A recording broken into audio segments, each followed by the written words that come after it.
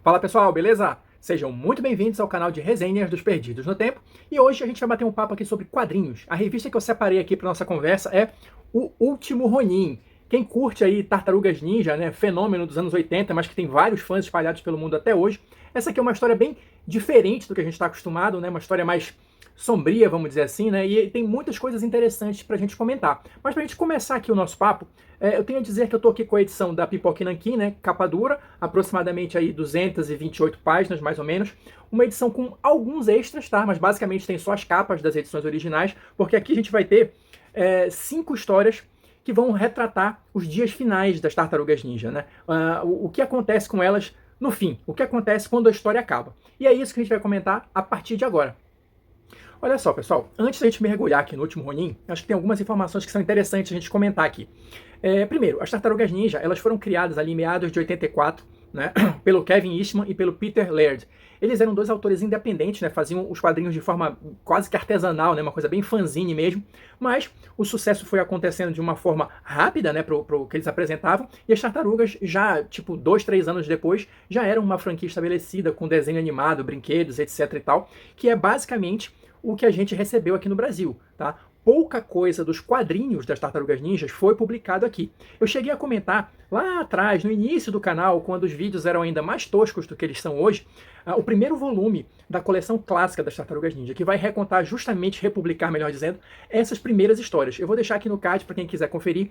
Essa coleção já foi encerrada aqui no Brasil, já foram publicados todos os volumes, mas é interessante porque algumas coisas que a gente vai ver aqui no Último Ronin fazem o link com essas primeiras histórias, justamente porque é uma grande homenagem. Então, quem tiver interesse em conhecer, em ler essas histórias mais antigas, não que seja essencial para entender aqui o Último Ronin, mas com certeza vai ajudar a pegar uma ou outra referência.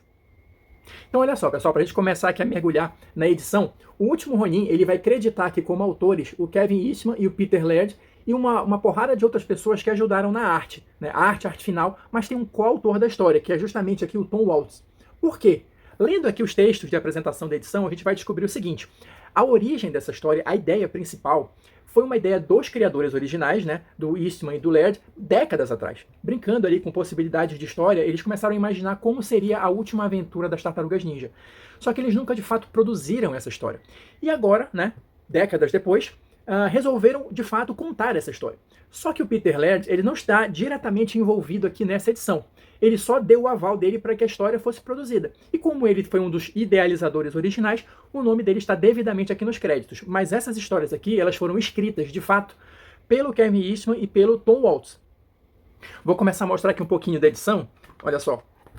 Aqui a capa, né, da edição original. Na verdade foram várias partes, tá? Aqui a gente está num compilado, né, com tudo já junto, né, encadernado. E a gente vai começar aqui, olha, acompanhando uma das tartarugas. Deixa eu tentar aproximar aqui.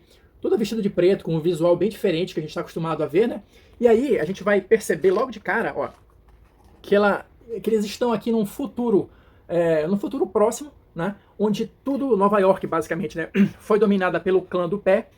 E aí ele é tipo um estado policial, né? E as tartarugas, ou melhor dizendo, a tartaruga está retornando a esse cenário depois de um tempo fora. Eu digo a tartaruga porque um dos grandes mistérios, né, dessa primeira edição é justamente descobrir qual é esta tartaruga, né? Porque como a gente vai descobrir, conforme as páginas vão passando, todas estão mortas, inclusive o Mestre Splinter. Sobrou apenas uma. E como ela está de preto e ela usa armas de todas as outras tartarugas, a gente não sabe logo de cara quem é. Então ela volta para Nova York, a gente vai sendo apresentado a esse cenário futurista. E uma coisa que é importante de mencionar é porque, assim, lembra que eu falei no início, essa ideia originalmente é de décadas atrás. E o Kevin Eastman e o Peter Laird, eles foram muito influenciados por outro grande quadrinista do período, Frank Miller. A própria criação das tartarugas está relacionada ali com a fase do Frank Miller no Demolidor, etc e tal. E agora, eles usam aqui como inspiração, e quem leu essas obras certamente vai pegar aqui uma referência ou outra, Ronin, do Frank Miller, e Cavaleiro das Trevas, né? Eu vou mostrar algumas coisas aqui, e com certeza quem está familiarizado com essas duas obras vai pegar as referências aqui e ali. Vou mostrar mais um pouquinho aqui da edição para vocês, olha. Então, conforme a tartaruga vai chegando nessa Nova York, a gente vai tendo aqui contato com esses soldados, né, do clã do pé, alguns são robôs e tal, esse cenário meio futurista. É uma história com bastante ação, os desenhos estão interessantes, né, tão legais, olha, tem carro voador, tem aquele negócio todo, né. Não é um futuro tão distante assim, né, mas a gente já tem algumas coisas tecnologicamente mais avançadas. E até o próprio traço, às vezes, ele não que ele esteja copiando, mas ele, na minha opinião, ele lembra um pouco, né, do Cavaleiro das Trevas, assim, na construção das cenas e tal, no estilo do traço mais grosso, talvez. Então, assim, a revista, na verdade, ela é toda cheia de pequenas homenagens. E isso é uma coisa interessante de comentar também, porque é o seguinte, como eu falei no início do vídeo também, a gente não teve aqui no Brasil muitas histórias em quadrinho das Tartarugas Ninja, tá? Tem muita publicação lá fora, tem muitas edições, então elas têm, de fato, uma cronologia estabelecida lá. Então, com certeza, quem acompanha as histórias lá fora deve ter outras referências, deve ter outras homenagens aqui que a gente não consegue ver, justamente porque a gente não teve acesso a essas histórias, né, em princípio. Então, mas assim, isso não é impedimento para ler, tá? Dá para entender a história direitinho, você só pode perder uma referência ou outra aqui e ali. Ó, vou mostrar mais um pouquinho aqui, olha. Como eu falei, a tartaruga, né, prestando homenagem a todas as armas, né, a espada, o sai, o nunchaku e o bastão e tudo, né? Então é muito presente nessa história como um todo esse lance da família, né, da união que as tartarugas tinham e tal, e todos os outros personagens que compõem o elenco, a gente vai comentar um pouquinho sobre eles também. Então, assim, é uma história, como eu falei, mais sombria, mais pesada, né, que normalmente, como a gente está mais acostumado a ver a questão das tartarugas no desenho, né, que era um desenho infantil e tal, nos filmes também, pelo menos nos filmes mais antigos, então esse lado mais sombrio, realmente é algo novo para as tartarugas. Se bem que as primeiras histórias, né, que eu falei que até já foram publicadas aqui, elas vão trazer uma versão também diferente das tartarugas, mais violentas e tal, com mais ação, mas ainda assim não tão sombrio quanto o que a gente vê nessa edição. Olha, em alguns momentos, ao longo das edições, a gente vai ter aqui vários flashbacks e tal, para a gente justamente ir entendendo o que aconteceu com cada um dos personagens principais do elenco, como cada uma das tartarugas morreu, né, como outros personagens foram afetados, e um pouquinho também de como a situação, o cenário chegou no ponto em que ele está aqui no início da história, né. A gente vai ter aqui, olha, já no final da primeira edição, o retorno da April, né, da April O'Neil, também uma das personagens-chave das Tartarugas Ninja, só que ela tá de uma maneira bem diferente. Olha só, vou mostrar aqui um detalhe.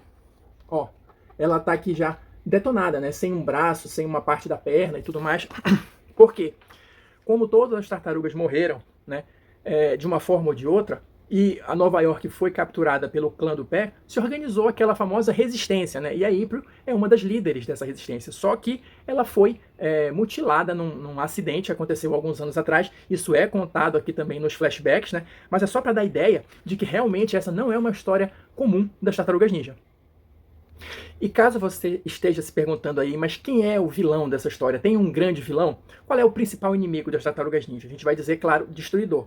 Só que o Destruidor, nos próprios filmes, nos quadrinhos, já morreu diversas vezes, né? Por isso que eu digo, é aquela questão da cronologia das tartarugas, né? Só que tem outros personagens que a gente não conhece muito aqui no Brasil, que estão presentes aqui nessa edição. Por exemplo, aqui a gente vai ter mencionada e mostrada também nos flashbacks a Kirai, que é a filha do Destruidor. Ela chegou a aparecer em algumas dessas histórias clássicas, né, que eu mencionei no início da coleção da Pipoca e Nanquim, mas a gente não tem muitas informações sobre ela, né? Então aqui a gente já sabe que ela já faleceu e, na verdade, o grande inimigo, quem está controlando o clã do pé agora, é justamente o filho dela, o neto do Destruidor. Então ele que é o grande inimigo aqui, né, da edição, né, e ele aparece aqui diversas vezes treinando e fazendo todas as manipulações e tudo mais para enfrentar as tartarugas, e ele é um inimigo, ele é o inimigo a ser derrotado, né? Na verdade, essa história como um todo, ela vai ter vários clichês aqui, né? Várias coisas que a gente está acostumado a ver com essas histórias que retratam o fim do super-herói ou o futuro apocalíptico e tal. A gente vai ter aquele estado policial, aquele estado dominado por um grande inimigo central, a gente vai ter a resistência e tudo mais. Só que o que faz a diferença aqui é a maneira como cada uma dessas histórias é contada. E aqui, pegando vários ganchos, fazendo várias homenagens às histórias das Tartarugas Ninjas, e quem é fã dos personagens, com certeza vai curtir.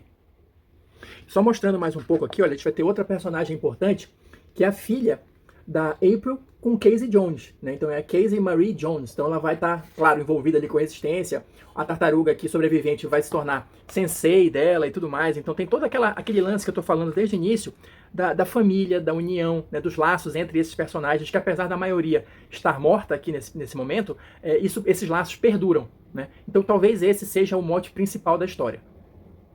Outro detalhe que é legal de mencionar também é que a gente vai ter, olha, algumas páginas produzidas pelo Kevin Eastman, tá? Então a gente vai ter aqui basicamente a história principal, os flashbacks mostrando o final de cada um dos personagens, tá? E essas páginas aqui do Kevin Eastman vão mostrar o que aconteceu com a tartaruga sobrevivente imediatamente, melhor dizendo, no período antes dela retornar para Nova York. Então a gente tem, na verdade, aí essas 3 histórias, esses 3 períodos se complementando para contar a história como um todo. Então é mais ou menos assim que a história vai se desenrolando, né? A resistência se reorganizando, claro que eles têm um plano definitivo lá para tentar acabar com a ameaça do destruidor neto, né? Enfim, a chegada da tartaruga vai potencializar isso, e várias pequenas missões, várias referências, né, ao saudosismo das histórias das tartarugas ninjas de antigamente, até que a gente chega de fato no confronto final aqui, né, com o tal do neto do destruidor. Aqui ele já está numa armadura meio high-tech, um lance meio metal líquido e tudo mais, e a história vai embora aqui com várias páginas, várias sequências de ação bacana, né, entre eles. Eles vão lutando por diversos cenários, passando por várias partes, né, começa num prédio, depois vai para o cais da cidade, enfim, uma batalha bem longa que vai se encerrar, como eu falei, com uma grande homenagem ao Cavaleiro das Trevas, porque a gente vai estar, olha, vai acabar tudo num grande lixão, né, naquele cheio de lama e tal. Quem lê o Cavaleiro das Trevas certamente vai lembrar e vai reconhecer aqui a homenagem, né? Mas enfim, é só uma homenagem em termos de cenário mesmo, né? A história segue um rumo diferente e tudo mais, mas é bem bacana, é bem interessante pra galera que é fã das tartarugas, né? É uma história que, como eu falei, ela é muito ligada com essa questão da família, é uma história sombria, mas também não é excessivamente sombria, tá? E claro, estabelecendo aqueles pontos da cronologia, né? A grande inimizade que existe entre os clãs, né? Entre o clã do Destruidor, o clã das Tartarugas Ninja, que vem desde o Japão, desde o mestre do Splinter e tal, tem todo esse negócio que talvez a gente não esteja muito acostumado aqui no Brasil com essa cronologia toda, mas as informações que constam aqui na edição são suficientes para você entender a ideia geral e curtir a história toda, ainda que você não pegue todas as referências. Então é isso, pessoal. Essa foi a nossa dica de hoje, Tartarugas Ninja, o último Ronin. Espero que vocês tenham curtido. Quem assistiu o vídeo até agora, muito obrigado. Deixa aí seu like, seu dislike, seus comentários, só pra gente continuar trocando ideia. Quem quiser continuar acompanhando aqui as nossas resenhas de quadrinho, de RPG e etc., se inscreve logo aí no canal, ativa o sininho para não perder mais nenhum vídeo e a gente se encontra na próxima resenha.